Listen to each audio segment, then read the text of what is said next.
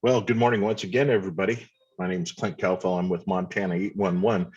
We'll start here in a couple minutes with the actual presentation, but I want to come online and welcome everybody for attending. Looks like we got up to 42 different connections.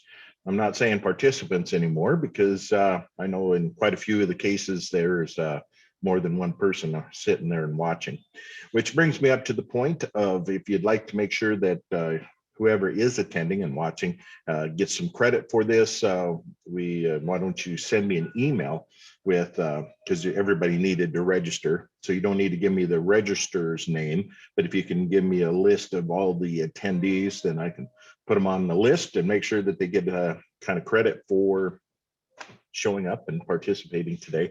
Also, I'll be sending you some goodies in the mail for being here and attending today. That's why we ask for so much information, as far as mailing address and, and stuff like that. So anyway, glad to have you guys this morning. As you noticed, when you joined up, you're already muted. That's just to keep the noise down. But if you do have any questions that you want to ask during the presentation, you're welcome to. But probably the easiest and less confusing way is to simply chat. Hopefully you can see that. I did chat a little bit to everybody, but if you can ask your question there, then I could kind of work it into my presentation. However, if you do want to stop me and ask questions, feel free to do that as well. The presentation should last about an hour and a half, maybe a little bit longer, just kind of depends on the amount of questions and stuff like that that we may have as I go through today. Meanwhile, before I get started, let's see, it looks like I got 53 people. I had earlier, I had 78 registered, so we got we've got 78 registered. So I'm still missing a few, but that's all right. We'll still wait for a couple people.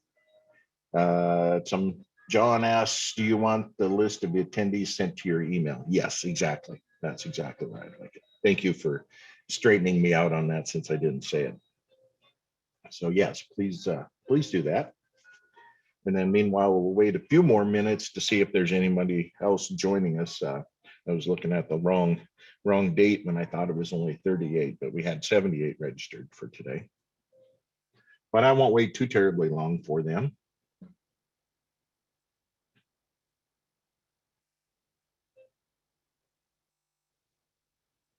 And if you want to mute your videos, you're welcome to do that as well.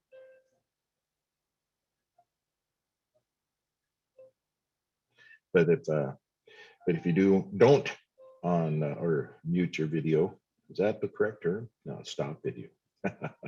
Anyway, if you don't want anybody to see your office, then you can go ahead and close that up. But I do like to see your smiling faces, so if you want to show them, that's all right too. I always kind of feel like it's always kind of a weird experience to be sitting here in my office and feeling like I'm talking to a bunch of people, but not really seeing anybody. I almost feel like I should be like the NFL and have some crowd noise played in the background, some fake crowd noise, just to make me feel like I'm actually out presenting somewhere.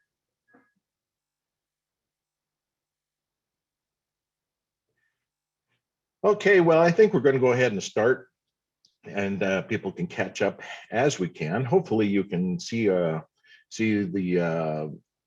slide screen.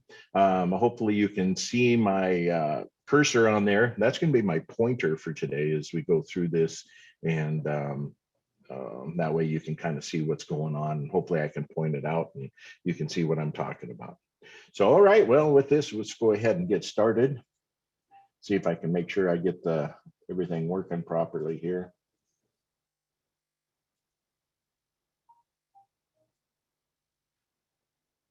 Okay, first thing that we kind of wanted to talk about is why the heck are we here? What's going on, right? That we need to be having these meetings. Well, I always like to share a little bit of information, background information, and for 2020, we had over 490 incidences. And when we talk about incidences, we're essentially talking about law violations or damage caused by a violation of the one call law. Now, keep in mind that these are only the reported incidences. There's a lot that probably were not reported. In fact, I know there is, but these are the ones that are just reported. Of those 490, there was, I should say, of all those incidences, there was over $50,000 the penalties that were assessed in 2020. And that was by the state. That didn't have anything to do with the cost of the damage repair or anything like that. That was just penalties that were assessed. The largest penalty was over $4,000, with the total penalties going to that excavator was $8,750. So the penalties can get pretty steep. Again, keep in mind that that's only penalties. That's not the cost of the damage or repair. When we looked at those incidences, we kind of put them in three different groups, and one is just simply did not have a valid locate ticket. Now, that valid locate ticket could be for a number of reasons, whether they just simply didn't put in a locate request, or if they didn't wait the two full business days, or if they went past the 30 days of the original ticket, never got an update, and then damaged it after that 30 days. And 29% did not excavate in a careful manner. And I'm going to talk a little bit more about that here in just a moment as I talk about a specific case that came up and where we can come along and say that. It's very important, and it's probably the most difficult thing for anybody to assess or to look at, but that's where it just comes in with basically being very subjective to perspectives and stuff like that. And then 20% were marks that were not proper. And those essentially were penalties assessed against the utility company for one, not getting it marked within the 2 full business days, or they were inaccurate marks. So yes, the utility companies do get assessed penalties through this process as well.